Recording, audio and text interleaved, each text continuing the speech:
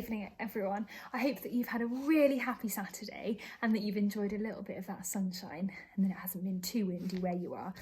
We're back again for chapter 19. Chapter 19, The Inventing Room, Everlasting Gobstoppers and Hair Toffee. When Mr. Wonka shouted, "Stop the boat!" the Oompa Loompas jammed their oars into the river and backed water furiously. The boat stopped. The Oompa Loompas guided the boat alongside the red door. On the door it said, "Inventing Room, Private, Keep Out." Mr. Wonka took a key from his pocket, leaned over the side of the boat and put the key into the keyhole. "This is the most important room in the entire factory," he said. "All my most secret new inventions are cooking and simmering in here. Old Fickle Grubber would give his front teeth to be allowed inside just for 3 minutes. So would Prodnose and Slugworth and all the other rotten chocolate makers. But now, listen to me. I want no messing about when you go in. No touching, no meddling, and no tasting. Is that agreed?" "Yes, yes," the children cried. "We won't touch a thing." "Up to now," Mr. Wonka said, "nobody else, not even an Oompa Loompa, has ever been allowed in here."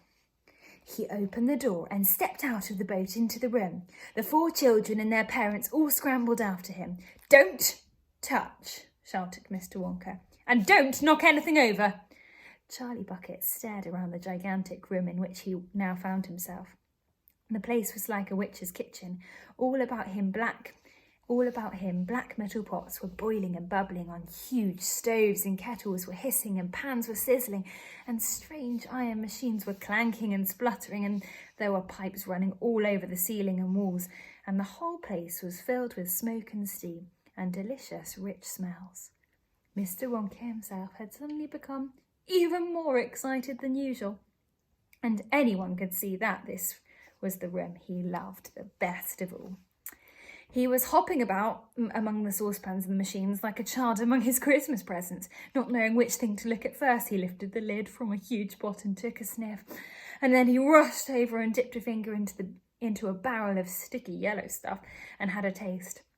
Then he skipped across to one of the machines and turned half a dozen knobs this way and that, and then he peered anxiously through the glass door of the gigantic oven, rubbing his hands and cackling with delight at what he saw.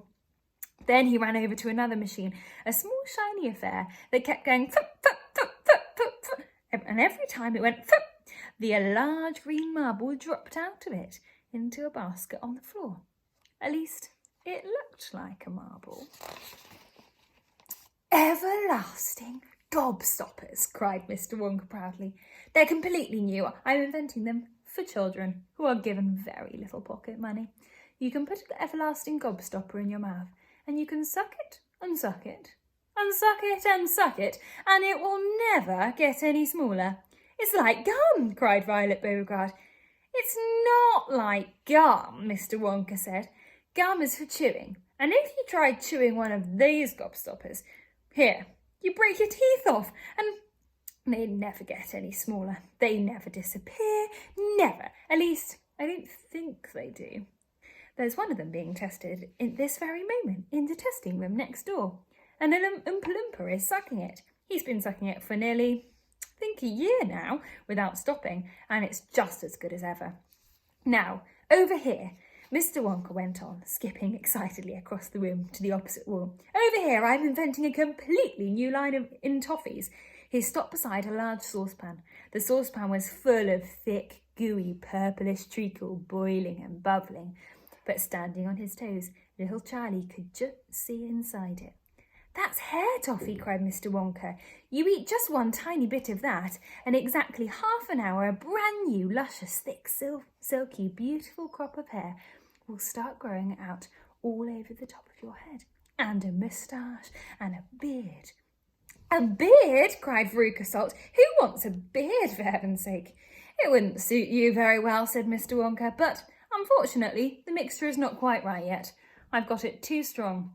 It works too well. I tried it on an Oompa Loompa yesterday in the testing room, and immediately a huge black beard starting shooting out of his chin, and the beard grew so fast that soon it was trailing all over the floor in a thick hairy carpet. It was growing faster than we could cut it. In the end, we had to use a lawnmower to keep it in check, but I'll get the mixture right soon. And when I do, then there'll be no excuse anymore for little boys and girls going about with bald heads. But, Mr. Wonka, said Mike TV, little boys and girls never do go about with... Don't argue, my dear child. Please don't argue, cried Mr. Wonka. It's such a waste of precious time. Now, over here. If you will, we'll step this way. I will show you something that I'm terrifically proud of. Oh, do be careful. Don't knock anything over. Stand back. We'll come back for chapter 20.